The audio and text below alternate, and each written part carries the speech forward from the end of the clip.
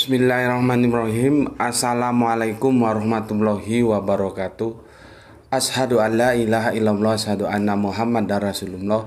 Allahumma sholli ala sayyidina Muhammad wa ala ali sayyidina Muhammad. Kama sholaita ala sayyidina Ibrahim wa ala ali sayyidina Ibrahim fil alamina innaka Hamidum Majid. Alhamdulillah kita ketemu lagi ya, melanjutkan kajian-kajian kita sebagaimana waktu-waktu yang lalu.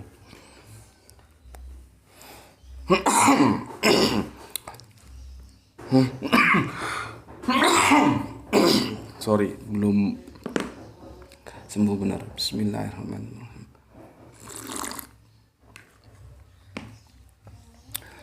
Kemarin aku unggah itu tajuk dengan judul Percaya ada orang hidup di langit. Itu akidah siapa? Itu sengaja tes case aku ya. Jadi aku tes case, aku unggah pagi. Aku pingin tahu dia mendapat viewer 1000 itu di jam yang keberapa.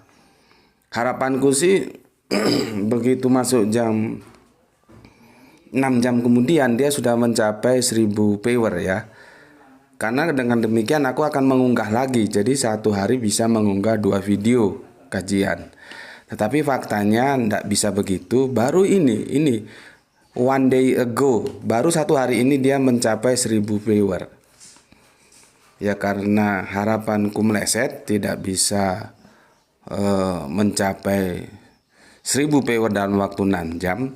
Ya, kalau misalkan bisa 6 jam berarti sorenya aku unggah lagi. Jadi dalam satu hari itu aku unggah 2 video. Sehingga targetku untuk mencapai 1000 video kajian itu segera terrealisasi. Karena saat ini masih 542 video. Satu tahun itu 365 hari. Kalau satu hari itu satu video itu juga masih jauh ya, belum sampai setengahnya. Tapi alhamdulillah kajian kita ini sudah merambah ke 542 video. Targetnya 1000 video. Jadi kalau sudah 1000 video nanti kan banyak alternatif kajian. Jadi sehingga viewer itu bebas memilih mana yang mau dia cari ya. Sehingga aku mungkin kalau sudah 1000 video tidak harus tiap hari mengunggah ya. Mungkin bisa saja tiap hari, tapi mungkin juga lebih waktunya, timingnya itu lebih renggang lagi begitu. Tetapi tidak apalah, mungkin viewer-viewerku ini banyak yang bekerja atau kesibukan-kesibukan lainnya sehingga memang tidak bisa mengikutinya dengan waktu yang seksama ya, nunggu waktu luang. Tidak apa. Namanya aja test case. Kalau iya, kalaupun enggak ya tidak ada masalah. Oke. Kajian kita kali ini ya, Yesus tidak punya rumah. Ya. Yesus tidak punya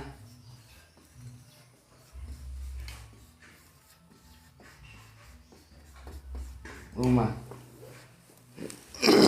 Ini kajian kita, Yesus tidak punya rumah. Ya, tetapi tetap aku sarankan dan mohon diikuti sarannya supaya gambaran yang kalian terima itu utuh. Lihat dulu kajian yang kemarin. Percaya adakah orang hidup di langit? Itu akidah siapa? Ya, jadi sebelum ke sini teman-teman harus lihat dulu yang kemarin. Percaya adakah orang hidup di langit? Itu akidah siapa? Nah, itu dilihat dulu baru ke sini. Jangan itu belum dilihat ke sini. Ya, enggak connect nanti. Kamu kok kasih tahu itu nurut, jangan semaumu sendiri, karena aku yang tahu bagaimana kerangka berpikir yang mau dibangun. Nek sakarepmu dhewe ya enggak dadi dandanan kok, ya.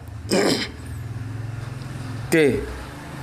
Sebelumnya aku akan jawab dulu beberapa komentar yang masuk. Ini mumpung aku ingat supaya tidak terlupakan ya.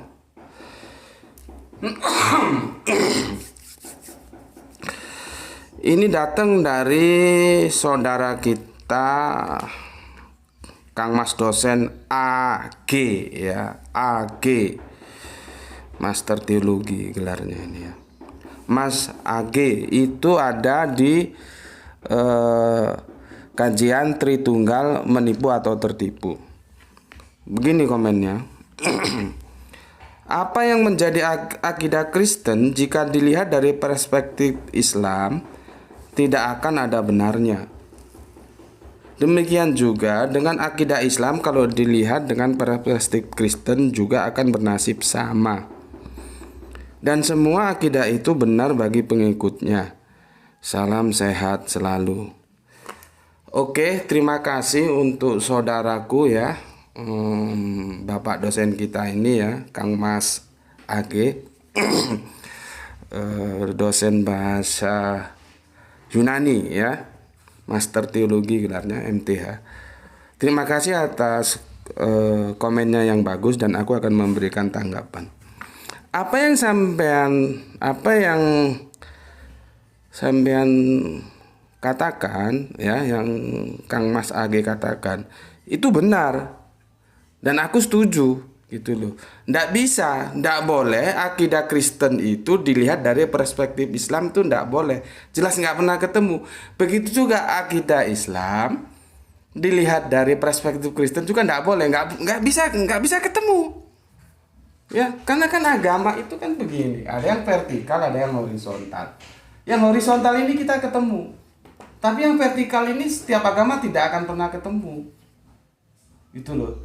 Ini biasanya adalah yang akidah. Ini yang humanisme, yang syariah. Contohnya begini, setiap agama mesti mengajarkan kebaikan, tidak boleh kamu membunuh, mengganggu, mencuri. Mesti begitu setiap agama. Kalau ada agama menyuruh umatnya mencuri, itu berarti bukan agama kan. Ya, berbuat baik, saling kasih, itu kawasan horizontal. Ini kita ketemu di sini karena semua agama mengajarkan kebaikan. Tapi ketika dia berbicara tataran akidah yang vertikal, ini memang tidak pernah ketemu. Ya, maka aku setuju pernyataan Pak dosen ini ya. Apa yang menjadi akidah Kristen jika dilihat dari perspektif Islam tidak akan ada benarnya. Demikian juga dengan akidah Islam kalau dilihat dengan perspektif Kristen juga akan bernasib sama. Dan perlu aku jelaskan ya kepada Kang Mas ini, yang sampean katakan itu benar dan aku setuju. Maka dari itu kajian ini tidak seperti yang sampean katakan. Kajian ini kan sudah aku bilang, kita menggunakan nalar sehat. Bukan Islam dibidik dari Kristen atau Kristen dibidik dari Islam. Tidak akan kena selamanya. Sama saja begini, kita akan mendiskusikan rumah ya. Kita akan mendiskusikan rumah.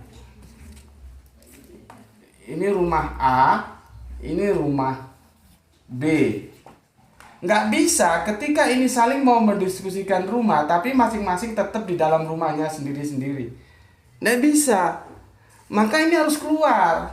Ini harus keluar. Di sini kita diskusi tentang rumah ini. Apa parameternya? Akademis. Akademis itu apa? Logika. Karena Alkitab itu basic dari semua agama, maka logika ini juga yang disandarkan kepada Alkitab. Kalau Islam Al-Quran dan hadis, kalau Kristen perjanjian lama, perjanjian baru. Begitu. Jadi kalau kita tetap di dalam rumah, dan ini tetap di dalam rumah, saling membicarakan tentang rumah masing-masing dan membandingkannya antar rumah, ya nggak bisa. Harus ada keberanian keluar. Dan kajian ini mengajak semuanya keluar dari rumah masing-masing. Kita menggunakan nalar, yaitu logika yang disandarkan kepada Alkitab. Semoga dipahami ya Pak Kang Mas dosen AG ini ya, paham ya? Jadi apa yang sampaikan itu benar, dan itu aku sangat setuju. Maka dari itu kajian-kajian di sini itu tidak seperti yang dikomenkan itu.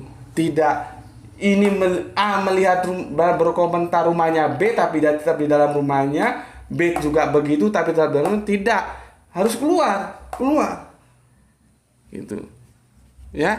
Dan kajian-kajian ini mengajak semua pemirsanya itu keluar dari rumah masing-masing. Keluar. Ya, yang Islam keluar dari Islam, yang Kristen keluar dari Kristen. Nah, kita duduk bareng, kita diskusikan berdasarkan logika. Nah, karena ini agama sandarannya ke Alkitab, maka pijakan referensinya Alkitab. Begitu. Ya. Oke. Semoga bisa dipahami lah penjelasanku ya.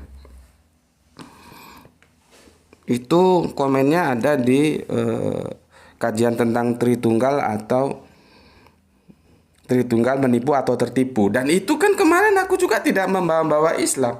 Justru aku mereferennya ke agama tertua dari Yahudi dan Nasrani, yaitu aku mereferensinya justru ke Yahudi sebagai agama tertua dari Islam dan Nasrani gitu. Karena apa? Mereka itu senior kita, maka kerangka berpikir kita jangan sampai terlepas dari apa yang mereka pahami. Apalagi menyangkut tentang bahasa yang kemarin kita bahas, tentang akhiran dalam bahasa Ibrani, tentang ehad, tentang yahid ya. Justru aku tidak membawa Islam kan, karena aku melihatnya secara holistik dalam kesatuan agama-agama samawi ya. Kan aku sudah jelaskan, ada agama samawi, ada agama ardi. Nah, aku memotretnya dalam kerangka berpikir yang lebih luas, yaitu samawi. Ya, samawi itu di dalamnya ada Yahudi, ada Nasrani, yang kemudian menjadi Kristen, ada Islam. Masalahnya apakah benar agama samawi itu mengajarkan Tritunggal? Kan di sana. Jadi aku tidak memotret Islam dari Kristen, tidak memotret Kristen dari Islam. Nggak ketemu kalau begitu. Justru aku itu merujuknya ke Yahudinya. Karena itu bahasa mereka yang paling tahu dan paling punya hak. Gitu loh. Kalau Goyim kan nggak punya hak. Makanya Yesus sendiri mengatakan kalau keberagamaanmu tidak sebaik alih-alih Taurat dan orang-orang Yahudi itu, bagaimana bisa masuk kerajaan surga? Yesus juga mengatakan kan seperti itu. Artinya nggak bisa, harus mereferen. Apa kata Yesus? Kami menyembah apa yang kami kenal, sedangkan kalian menyembah yang kalian tidak kenal. Gitu ya. Ditambahi lagi, keselamatan datang dari bangsa Yahudi. Artinya nggak bisa lepas Yahudi itu sebagai apa ya, acuan untuk melakukan konfirmasi. Gitu loh. Nggak bisa dibiarkan begitu saja kekristenan terus mau mengartikan ehad semau-maunya, ya nggak bisa dong. Mau mengartikan bahwa Elohim itu plural, ya nggak bisa dong. Jadi harus merujuk kepada Yahudi ya. Dan aku sudah melakukannya kemarin. Karena apa? Dalam kerangka berpikir holistik agama samawi. Kan tidak mungkin dong, masa selama 750 tahun Musa mengajarkan Yahudi kepada orang Israel dan itu salah. Karena Musa tidak pernah menjelaskan tentang Tritunggal. Kan ya tidak mungkin lah. Gitu loh. Kalau memang Tritunggal itu benar diajarkan oleh agama-agama samawi ini. Gitu. Oke ya, jelas ya.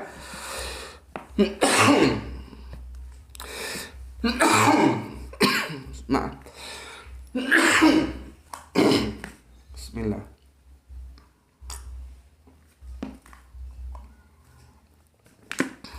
Oke, sekarang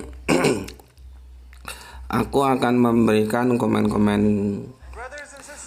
dari kajian yang kemarin ya, tentunya yang menurutku memang perlu dijawab.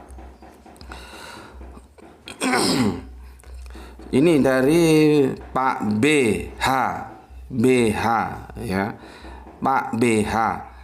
Samawat itu artinya tidak hanya langit tapi juga berarti planet, tergantung konteksnya. Kalau langit tidak mungkin bisa hidup gitu. Iya, aku setuju bahwa samawat itu bisa diartikan langit, bisa juga diartikan planet.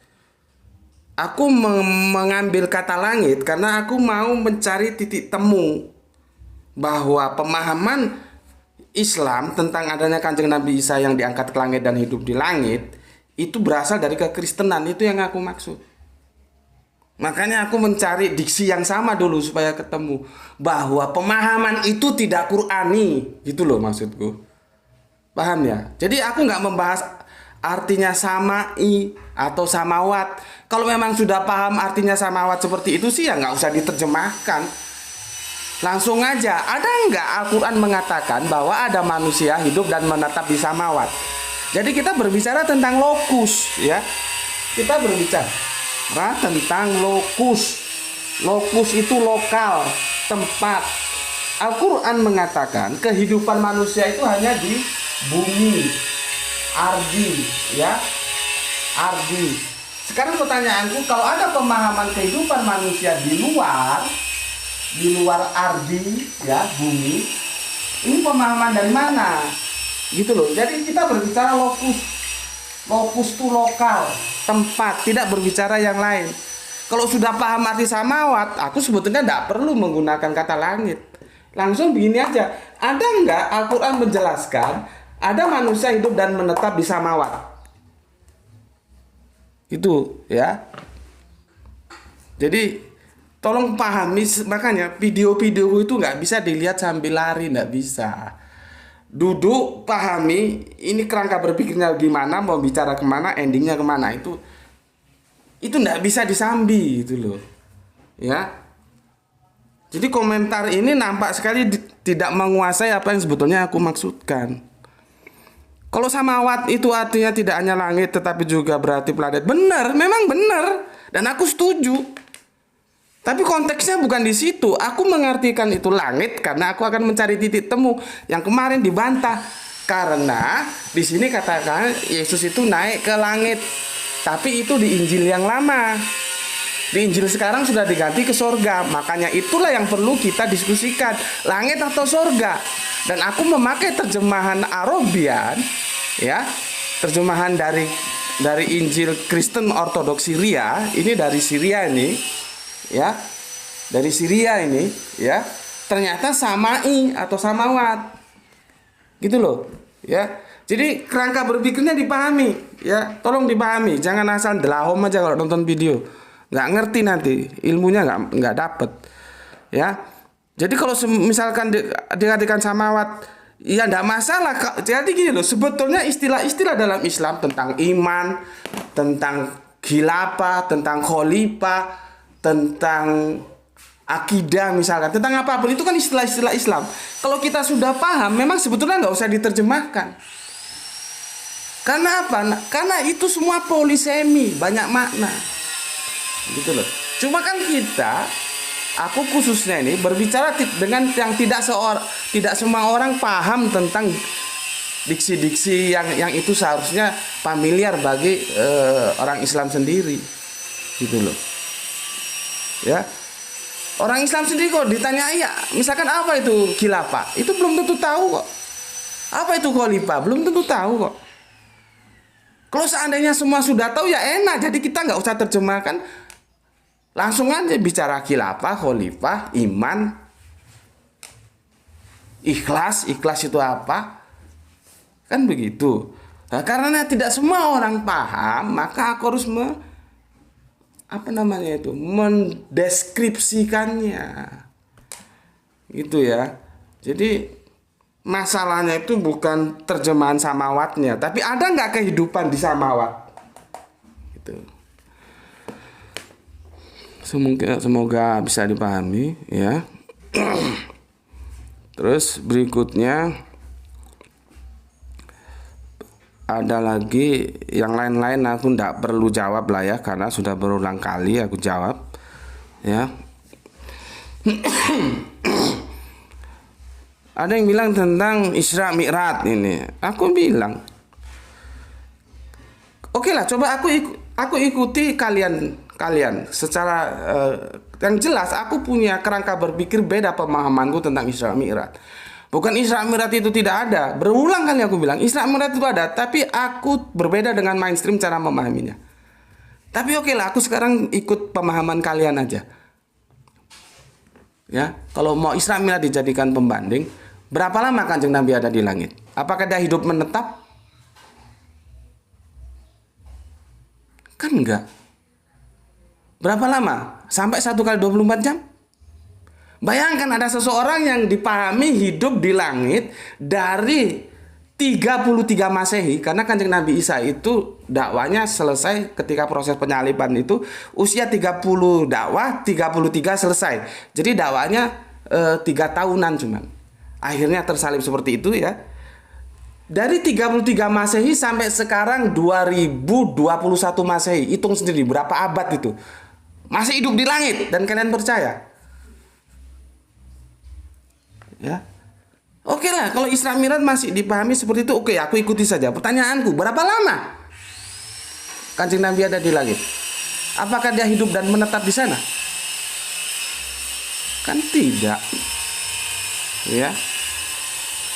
Oke, jadi diskusi gitu. Aku tidak selalu harga mati, enggak. Oke lah, aku ikuti kerangka berpikir mainstream. Bagaimana mainstream itu memahami Isra Mi'raj. Tapi kan itu juga tidak membenarkan pernyataan Al-Quran bahwa tidak ada orang hidup dan menetap di luar bumi, itu tidak ada. Kalaupun Isra Mi'raj seperti yang kalian pahami itu cuma berapa jam? 1 kali 24 jam lebih? Kan tidak ada. Gitu. Ya. Wah, ini juga sudah berkali-kali aku jawab ya. Ini pendatang baru ini juga mbok tanya sama yang lama-lama. Anda diskusi deh dengan Kristen Prince bagaimana? Memangnya Kristen Prince itu siapa? Monyet satu itu. Mbok kamu jadi panitianya, ketemukan aku di mana gitu loh. Ketemukan di mana? Diskusi di darat tapi. Topiknya apa? Tentukan. Jangan kau anggap Kristen Prince itu kamu anggap lebih hebat dari Yesus apa dia. Sudah berkali-kali dikasih tahu. Kalau masuk ke channelku ini tanya dulu sama yang senior, jangan nyerocos seperti ini. Bosen aku jawabnya. Memangnya siapa Kristen Prince?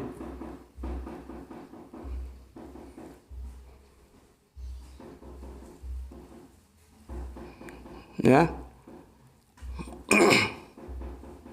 Sudah bilangin berkali-kali, aku mau diskusi itu di darat, ketemu muka.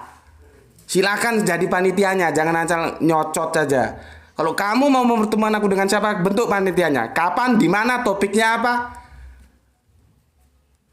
Kalau soal ngomong gini aja apa sulitnya? Apalagi sama Kristen. Siapa Kristen aku nggak kenal dia. Apa hebatnya dia? Ya.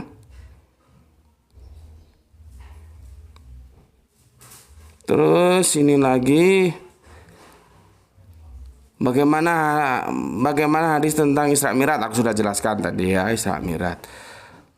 Bahwa mulai dari langit pertama sampai langit ketujuh. Hati-hati, kata 7 itu bukan tidak harus dipahami 1 2 3 4 5 6 7 gitu. Lihat, hati-hati. Seperti aku ngomong, hartanya itu tidak habis dimakan 7 turunan. Itu bukan berarti turunan pertama, kedua, ketiga, keempat, kelima, keenam, ketujuh. Enggak begitu. 7 itu bisa memang 1, 2, 3, 4, 5, 6, 7. Tetapi kadang-kadang dia juga untuk mewakili kata yang artinya banyak. Jadi kalau ada orang ngomong hartanya itu enggak habis dimakan 7 turunan, itu berarti hartanya banyak. Jangan dipahami turunan ke-1, ke-2 sampai ke-7, bukan begitu. Begitu juga ketika langit ke-7. Hati-hati. Ya, apakah langit 1, 2, 3, 4, 5, 6, 7 terus begitu? Ataukah 7 itu mengatakan seperti tadi tentang warisan tadi itu, langit itu banyak bersab-sab gitu loh ya. Tapi tentang Isra Mi'raj sudah aku jawab lah tadi ya. Oke.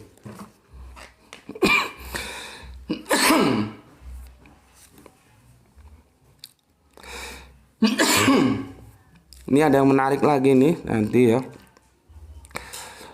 Ini kalau ini ada yang begini juga. Kalau dikomparasikan dengan Nabi Yunus dalam perut ikan gimana, Gus? Mungkin ada orang itu dalam perut ikan selama 3 hari setengah jam aja nyelam ke dalam air modar maksudnya modar mati, mungkin begini. Ini ya goblok juga ini bilangin kok.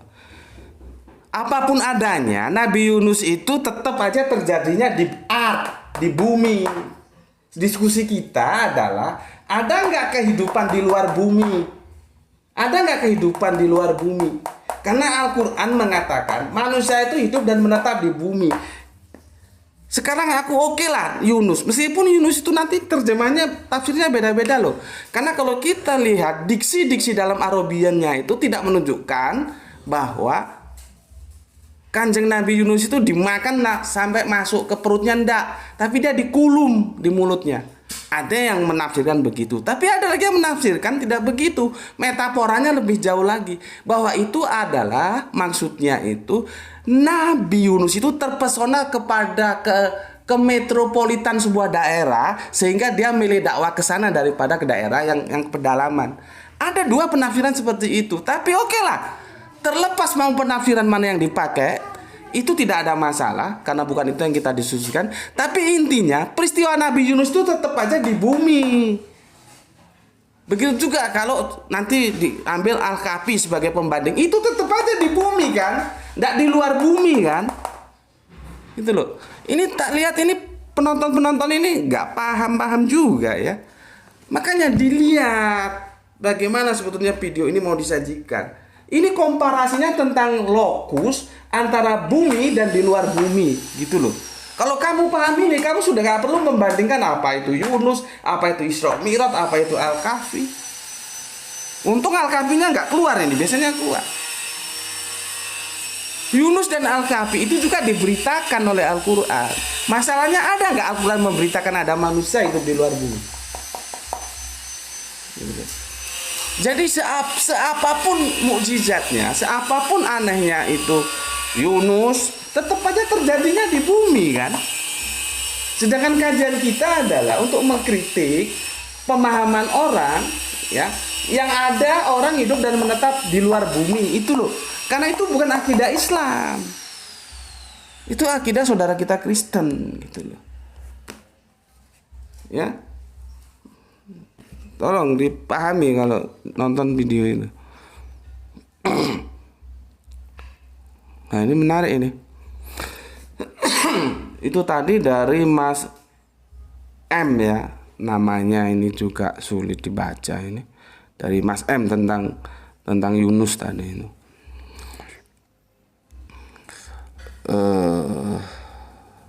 Ini Mas D ini ya. Assalamualaikum Gus. Saya ingin bertanya, Allah Subhanahu wa Ta'ala itu zat atau yang lainnya ya? Soalnya ada beberapa bukti Allah bukan zat. Videonya sudah jadi Mas, tinggal tonton ya. Di channel ini juga, itu berapa waktu yang lalu, sudah lama itu. Apa yang dimaksud zat tentang Allah itu? Videonya tonton di sini ya. Berikutnya, di Al-Quran dijelaskan Allah ada tangan, kaki, dan paha. Oke, aku jelaskan ya. Ini namanya antropomorfis ya. Antropomorfis ya. Ini yang dimaksud dengan antropomorfis. Sebetulnya antropomorfis itu ada dalam dongeng-dongeng ya. Di mana artinya menarik dimensi yang bukan manusia itu masuk menjadi dimensi manusia. Awalnya begitu, dan itu contohnya seperti kancil nyolong timun gitu. Terus nanti kancilnya bisa ngomong. Iya. Sebetulnya kalau kancil nyolong timun itu kan ya ya sudah biasa lah ya. Makanya itu dia masuk dalam dimensi antropomorfis. Ada lagi dongeng nanti tentang angsa putih, dan angsanya bisa ngomong. Terus nanti dia perlu apa seperti manusiawi. Jadi awalnya antropomorfis itu menarik dimensi yang bukan manusia supaya acceptable, supaya bisa gampang diterima oleh anak-anak kita, ditarik masuk ke dalam dimensi manusia. Awalnya begitu. Itu namanya antropomorfis, berasal dari antros itu manusia. Maka ilmu tentang kebudayaan manusia itu antropologi. Ya. Tetapi dalam teologis tidak demikian. Dia bergeser lagi. Antropomorfis itu adalah menarik yang dimensi ilahi, yaitu Allah yang Maha Agung itu, masuk ke dalam dimensi manusia. Gitu loh. Ya, bergeser kan? Kalau tadi dari binatang, ya, seperti kancil, seperti angsa masuk di dimensi manusia, ini sama-sama makhluk ini, ya, masih makhluk, ya. Tapi nanti setelah masuk ke teologis, dia tidak hanya sekedar makhluk, tapi bagaimana yang ilahi itu supaya acceptable dijelaskan masuk ke dimensi yang insani, gitu. Ya, artinya itu ada dalam sebuah perumpamaan, tidak bisa dipahami sebagaimana, misalkan ginilah, misalkan yang paling gampang itu wajah Allah aja ya. Bagaimana kita memahami wajah Allah itu? Apakah Allah terus punya wajah seperti kita? Ini sebetulnya aku lebih suka gini Mas ya, kalau tanya lagi itu ayatnya disertakan. Kalau ini kan ayatnya nggak disertakan. Kalau ayatnya disertakan, aku bisa lebih tepat menjelaskannya. Al-Quran ayat apa, surat apa, bunyinya apa. Kalau ini aku sedikit ngambang karena nggak tahu, nggak disertakan ayatnya. Lain kali kepada teman-teman yang lainnya juga, kalau tanya itu ayatnya disertakan supaya aku bisa menjelaskan secara tepat. Ya, kalau ini aku menjelaskan secara universal akhirnya. Seperti di Al-Quran dikatakan wajah Allah. Seperti kamu kalau sholat ini wajah tuh wajah iya. Apa kamu kira kamu setor muka sama Allah? Kan nggak begitu. Wajah itu pandangan, cara pandang. Pandangan itu apa? Ilmu, pengetahuan. Jadi kalau wajah Allah itu pengetahuan Allah, cara pandang Allah, yaitu yang disebut dengan Al-Quran itu.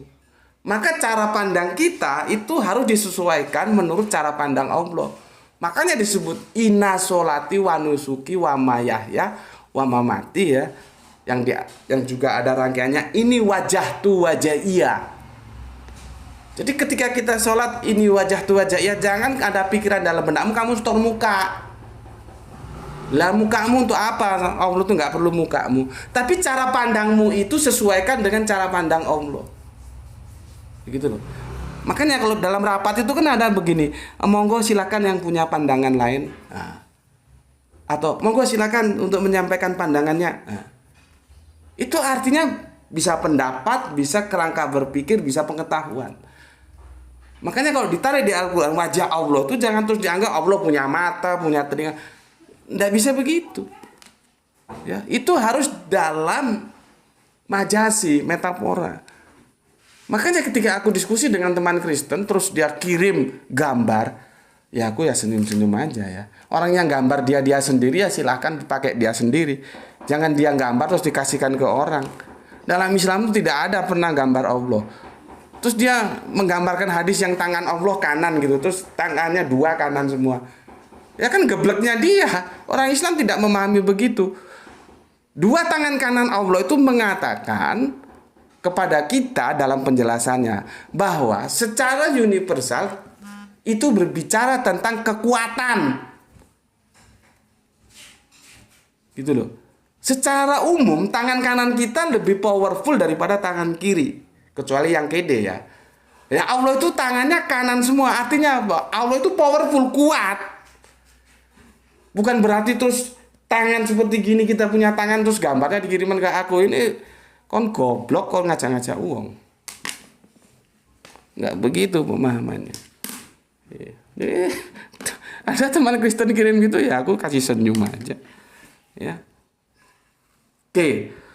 Kalau sampean mau tahu itu bisa dilihat di tafsir Mafati Al-Ghaib yang itu tafsirnya ditulis tentang oleh Arasi, ya.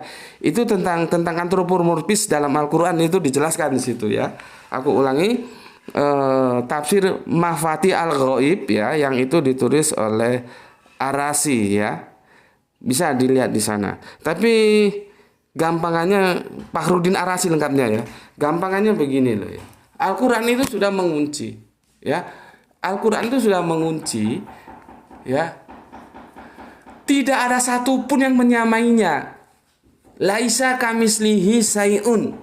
Begitu juga, ya, Bible Perjanjian Lama itu sudah mengunci dengan sebuah bahasa retorik yang sangat bagus. Hendak dengan siapa aku kamu samakan? Itu loh. Artinya apa? Alif lam lam ha yang kita kenal sebagai Allah dan YHWH ini yang dikenal oleh bangsa Yahudi. Ini tidak bisa disamakan oleh apapun. Jadi kalau misalkan dijelaskan Allah punya wajah, terus jangan dianggap wajah itu seperti wajah kita. Tidak begitu. Karena sudah dikunci. Tidak ada satupun yang menyerupainya. Makanya ketika tidak ada satupun yang menyerupainya, dia otomatis tunggal. Sebetulnya kita berbicara Allah berapa dari sini aja nampak, dan itu gampang kok. Karena kalau ada yang menyamai, dia jadinya nggak tunggal. Seperti ini nggak tunggal ini, karena ada yang menyamai. Ini merah, ini merah. Ini tunggal nggak? Enggak. Kenapa? Ada yang menyamai. Ya. Kalau ini nggak ada yang menyamai ini, karena cuma satu aku punya ini. Karena dia tidak ada yang menyamai, maka dia tunggal. Jadi memang perlu kecerdasan kalau kita berbicara tentang eksistensi Allah, ya. Terus dijelaskan lagi, jangan berbicara tentang zat Allah, bicara tentang ciptaanku. Tidak akan mampu otak kita. Makanya lihat di videoku juga sudah aku lihat. Aku bilang begini, kalau kamu ingin tahu Allah secara objektif, mending kamu tidak perlu percaya kalau Allah itu ada. Gitu aja sudah. Karena tidak mungkin kita sebagai makhluk tahu Allah atau Tuhan itu secara objektif bagaimana sebenarnya dia. Tidak mungkin. Karena apa? Dia yang maha kuasa, yang tidak terikat oleh ruang dan waktu. Nggak mungkin bisa dipahami oleh yang terikat oleh ruang dan waktu. Kalau begitu bagaimana caranya? Kita akan memahami sebatas apa yang diinformasikan oleh yang maha tahu itu. Makanya di Perjanjian Lama dijelaskan, bagi kita hanya apa yang dikatakan oleh Allah saja. Apapun yang disembunyikan itu milik Allah. Perjanjian Lama bilang begitu. Lihat di Ulangan 29:29 itu. Ya. Jadi sama sebetulnya substansi yang disampaikan oleh Al-Quran dan Perjanjian Lama tentang ini, ya. Bentar, aku carikan di Ulangan 29:29 supaya clear. Nah ini, hal-hal yang tersembunyi ialah bagi Tuhan Allah kita, tetapi hal-hal yang dinyatakan ialah bagi kita dan bagi anak-anak kita sampai selama-lamanya, supaya kita melakukan segala perkataan hukum Taurat ini. Artinya apa? Kita tahu sebatas yang Allah nyatakan saja. Yang Allah tidak nyatakan jangan ngomong kamu tidak tahu, itu ngawur, itu mengada-ada. Allah sudah katakan tidak ada yang menyerupai aku. Laisa kamitslihi syai'un.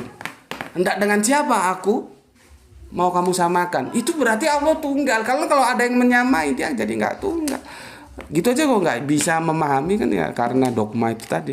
Makanya kan aku tidak berlebihan kalau bilang Tritunggal itu adalah hidup dalam dogma tapi dia mati dalam logika. Tuh. Ya. Oke, Mas, ya, tentang antropomorfis sudah aku jelaskan seperti itu, ya. Bahwa itu harus dipahami secara majasi, ya, tidak serta-merta kalau dia punya muka terus mukanya seperti kita, tidak begitu. Oke, yang kedua, setiap Yesus berdakwah dia diutus oleh Bapa di sorga. Pertanyaan saya, Bapak ini siapa, ya? Secara nggak langsung Yesus berkata Bapak ini pastinya laki-laki. Bapa itu adalah yang dalam perjanjian lama disebut YHWH. Dalam perjanjian baru, Yesus menggunakan istilah lain, istilah keakraban, yaitu Bapa. Gitu loh. Jadi YHWH itulah yang dipanggil oleh Yesus Bapa. Maka dari itu Yesus itu bukan YHWH. Yesus itu bukan Bapa, anak gitu loh.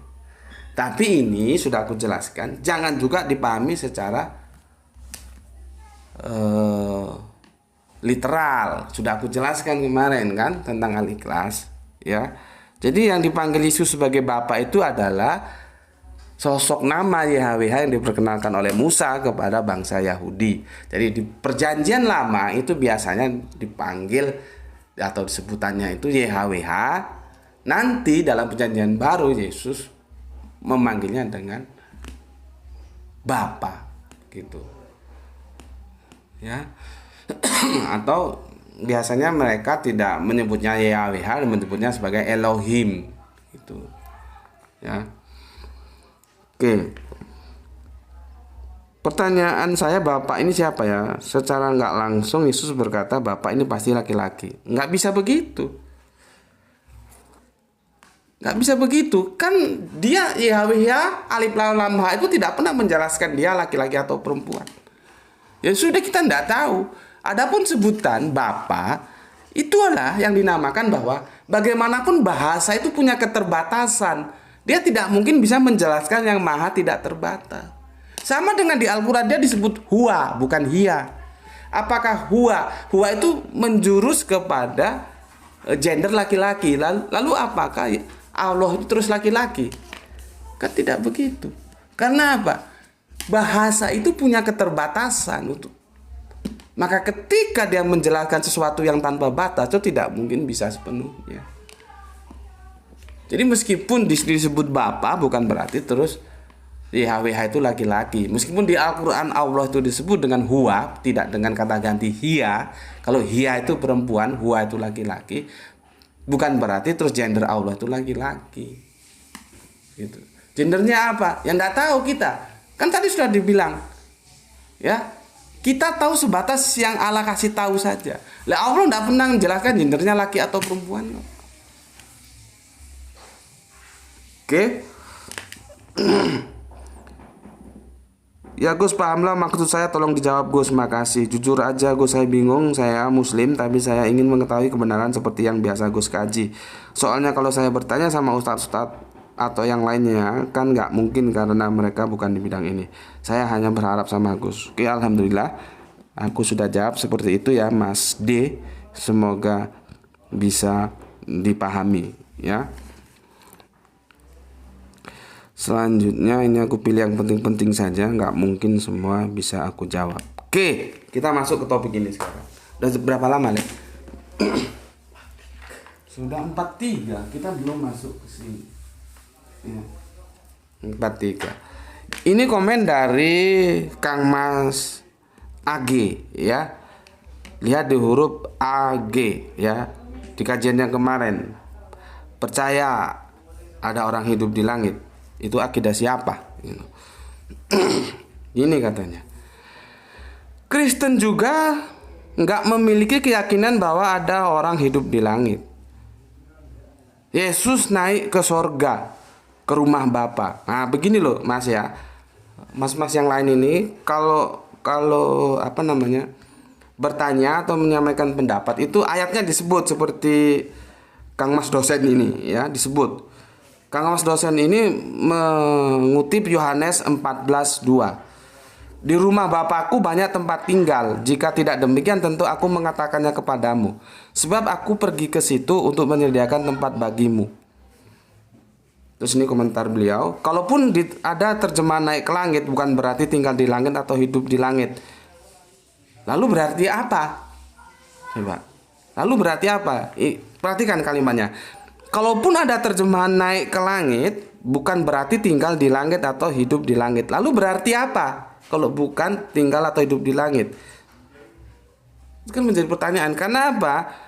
Yohanes 14:2 itu di rumah Bapakku. Itu belum selesai loh. Rumah Bapa itu di mana? Makanya aku bilang di sini, Yesus itu tidak punya rumah, yang punya rumah itu Bapa. Makanya teman-teman Kristen kalau meninggal kembali ke rumah Bapa, nggak pernah kembali ke rumah Yesus, nggak pernah kembali ke rumah Roh Kudus, nggak pernah. Mesti kembali ke rumah Bapa. Artinya apa?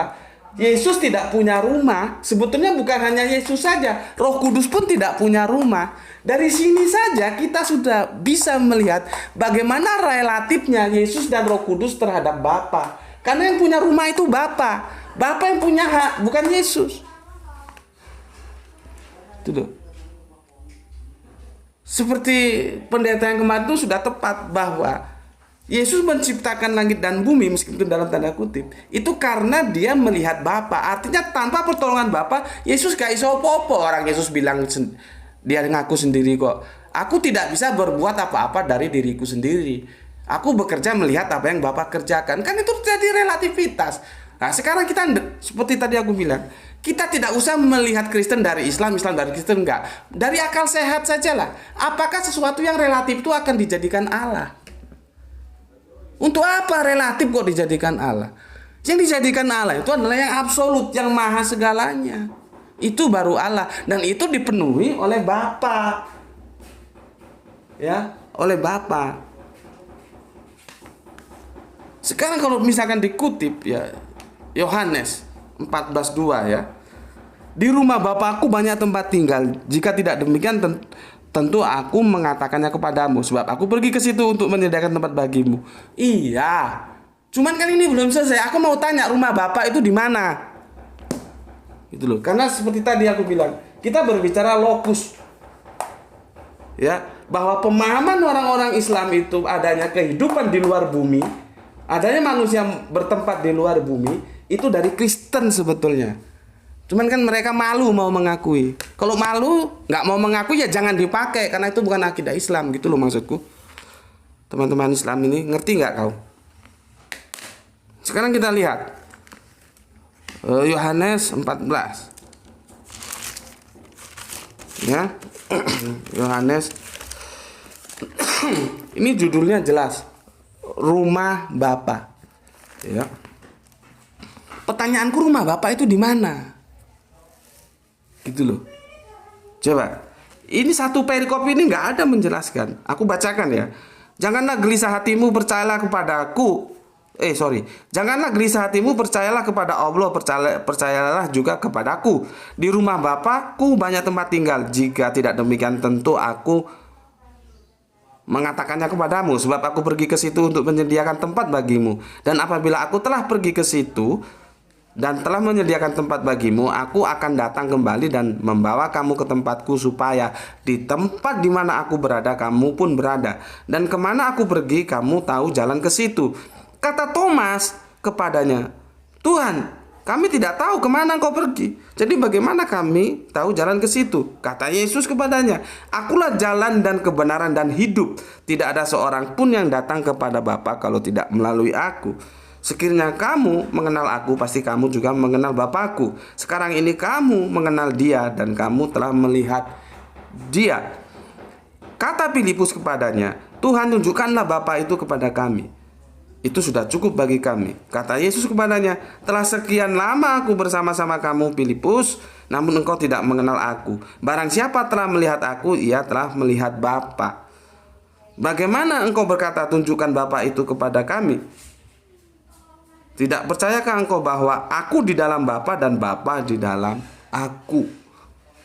Apa yang aku katakan kepadamu tidak aku katakan dari diriku sendiri, tetapi Bapa yang di dalam aku, dialah yang melakukan pekerjaannya. Percayalah kepadaku bahwa aku di dalam Bapa dan Bapa di dalam aku. Atau setidak-tidaknya percayalah karena pekerjaan-pekerjaan itu sendiri. Aku berkata kepadamu, sesungguhnya barang siapa percaya kepadaku, ia akan melakukan juga pekerjaan-pekerjaan yang aku lakukan, bahkan pekerjaan-pekerjaan yang lebih besar daripada itu, sebab aku pergi kepada Bapa. Dan apa juga yang kamu minta dalam namaku, aku akan melakukannya supaya Bapa dipermuliakan di dalam Anak. Jika kamu meminta sesuatu kepadaku dalam namaku, aku akan melakukannya. Selesai, satu perikop. rumah Bapa, Yohanes 14, aku baca semua supaya tidak ada lagi nanti yang berkomentar compot-compot ayat. Aku baca semua. Pertanyaanku, apakah satu perikop itu menjelaskan rumah Bapa itu di mana? Coba. Rumah Bapa itu di mana? Benar, Yesus ke rumah Bapa. Iya, aku setuju. Rumah Bapaknya itu di mana?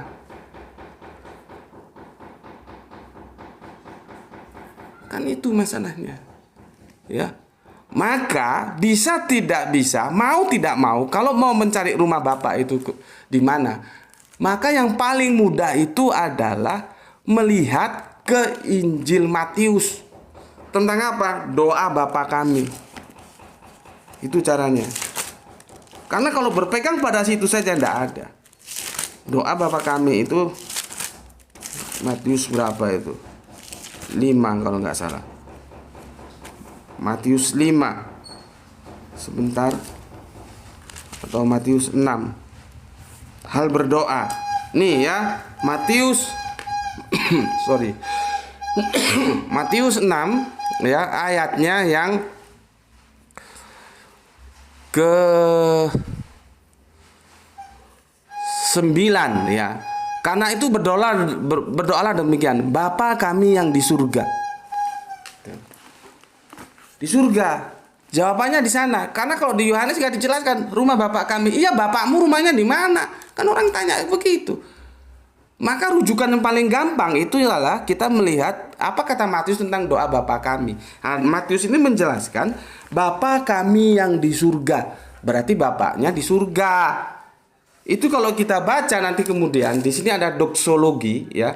Dalam kurung, karena engkaulah yang punya kerajaan dan kuasa dan kemuliaan sampai selama-lamanya, amin. Itu bukan firman, itu ditambahi oleh gereja, makanya di dalam kurung. Ini bukti bahwa Bible itu, perjanjian baru ini yang kita bicarakan, Injil ini, itu sudah terintervensi tangan-tangan manusia. Sudah tidak bisa dia dikatakan suci. Itu dalam kurung itu bukan seperti dalam kurung di dalam Al-Quran. Kalau dalam kurung di dalam Al-Quran itu untuk menjelaskan supaya orang mengerti. Kalau seandainya sudah mengerti ya, tanda kurung itu tidak perlu. Kalau ini kan lain, ini kan doksologi, ini kan tambahan. Karena engkaulah yang mempunyai kerajaan dan kuasa dan kemuliaan sampai selama-lamanya, amin. Ini gereja yang nambahi. Nanti kalau kita lihat Katolik, Protestan, beda lagi doksologinya. Gitu loh. Ya. Tapi tentang doksologi nantilah gampang. Doksologi itu puji-pujian. Mungkin nggak ada yang tahu doksologi itu apa. Ya, doksologi itu puji-pujian. Oke. Jadi rumahnya itu, rumah Bapak itu mana? Di sorga. Terus apa benar rumah Bapak itu di sorga? Kan itu masalahnya. Bener nggak rumah Bapak itu di sorga? Ya. Rumah Bapak di sorga itu ada ya di Matius 6, 9. Kembali lagi ke terjemahan. Kalau teman-teman memegang Injil terjemahan Indonesia ya dan terjemahan Inggris, tapi pun itu pun terjemahan Indonesia yang baru. Kalau yang lama nggak di sorga, dia di langit. Itulah yang dikopas oleh mainstream Islam. Ada orang hidup di atas langit sana. Ya, memang kalau megang Injil ini seperti ini, nih, ya, seperti Injil yang baru-baru ya, bukan yang lama ya. Yang baru-baru ya, seperti ini, ya. Terus seperti ini, ya. Itu lagi ada Injil Katoliknya. Ah, ini seperti Injil ini di sorga semua ini. Doa Bapa kami yang di sorga. Jadi kalau aku tanya berdasarkan Yohanes tadi, iya rumah Bapa. Tapi rumah Bapakmu itu di mana? Nggak bisa jawab dia. Kalau nggak lari ke Matius tentang doa Bapa kami. Karena di sini ada yang menuntun Bapa kami di sorga. Pernyataannya benar di sorga? Benar kalau itu pakai terjemahan bahasa Indonesia yang baru. Kalau terjemahan bahasa Indonesia yang lama bukan sorga, langit. Itu loh. Masalahnya terjemahan mana? Makanya aku bilang salah satu kehebatan Al-Quran karena dia ada original teksnya. Sehingga dia kalau ada permasalahan terjemahan bisa dikembalikan ke original teks. Lah kalau ini bagaimana mau dikembalikan? Yang satu bilang sorga, satu bilang langit. Sorga terus terang berbeda dengan langit. Sekarang aku kasih tahu. Kalau aku pakai Injil, ini ya. Ini juga geblek ini. Ya. Gebleknya di mana? Ini orang mau ambil enaknya saja. Ya. Ini dia ambil, dia copy yang Injil bahasa Arab. Lalu ini Injil yang terjemahan bahasa Indonesia dijadikan satu. Plek. Jadi bukan yang dalam bahasa Arab ini diterjemahkan ke Indonesia, bukan. Ini orang mau enaknya saja. Akhirnya ini yang salah tetap salah. Bayangkan bagaimana di sini samai, ya, di sini diterjemahkan sorga. Kalau sorga itu jannah bahasa Arabiunnya, bukan samai. Kalau samai itu langit tunggal. Nanti ada samawat. Samawat itu seperti tadi, bisa planet-planet, bisa langit-langit, terserah. Ya. Tapi tidak dikatakan jannah. Ini ada, ya, dijelaskan ketika Yesus duduk di sebelah kanan Allah, terangkatlah dia ke langit.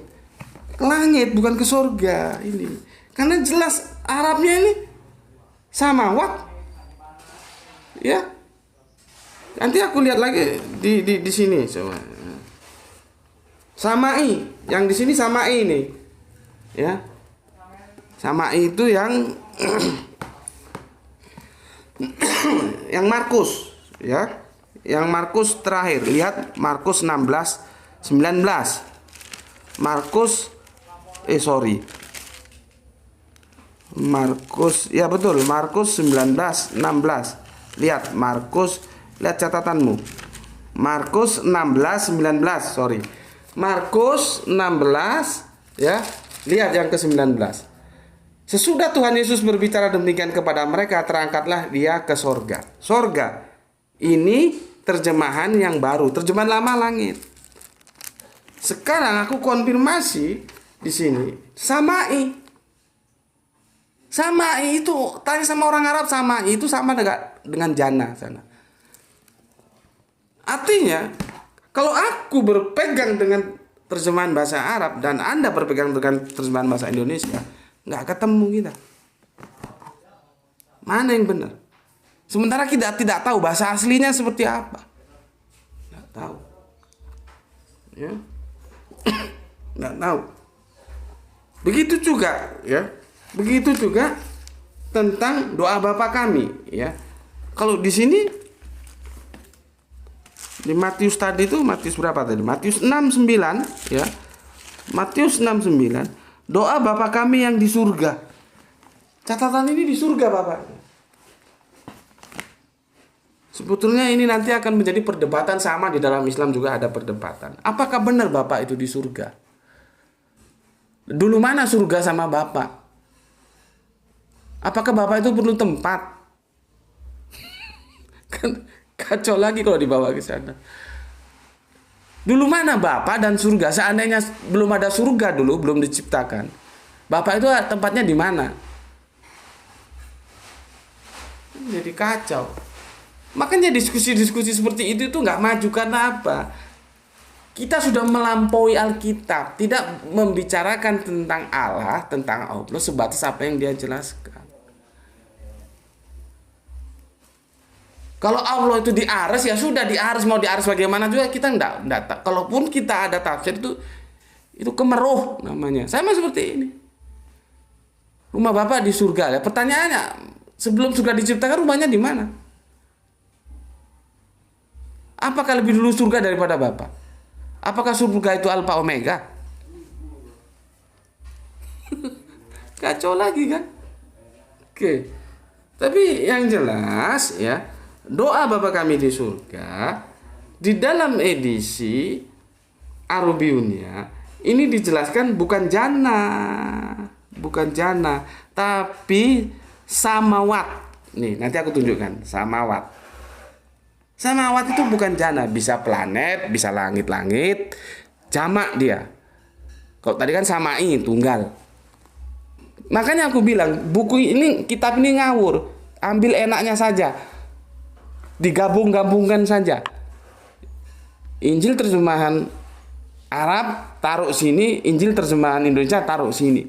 Jadi bukan dia menerjemahkan dari Arab ke Indonesia, enggak. Kalau sama-sama dia baca terjemahan Arab, dia terjemahkan langsung ke Indonesia, enggak begini bunyi terjemahannya. Enggak ada surga itu, yang ada langit-langit atau planet. Karena itu berasal dari kata samawat. Itu.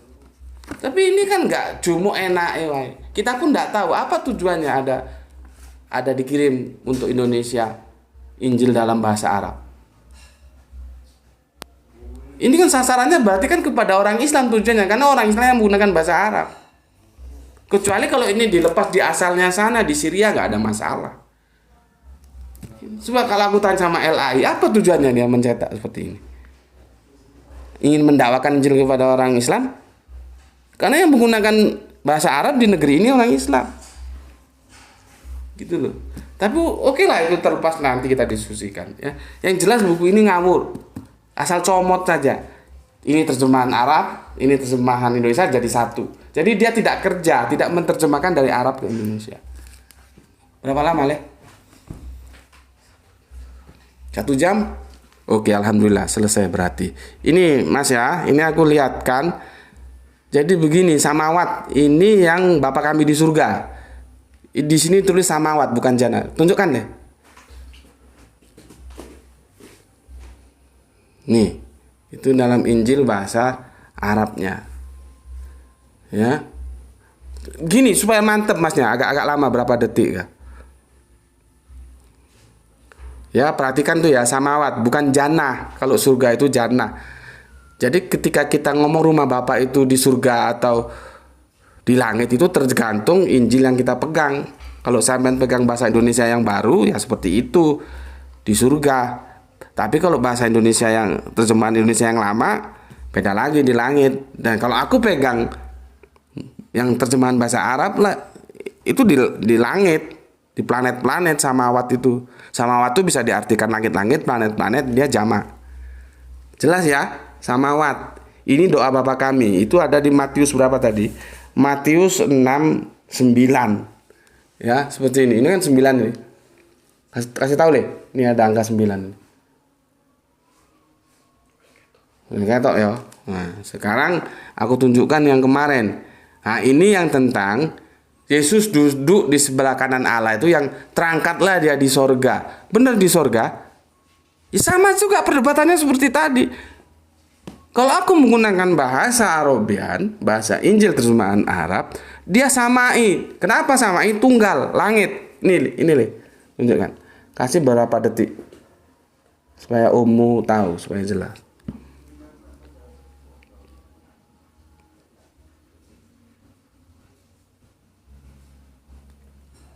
Oke. Dah, clear ya.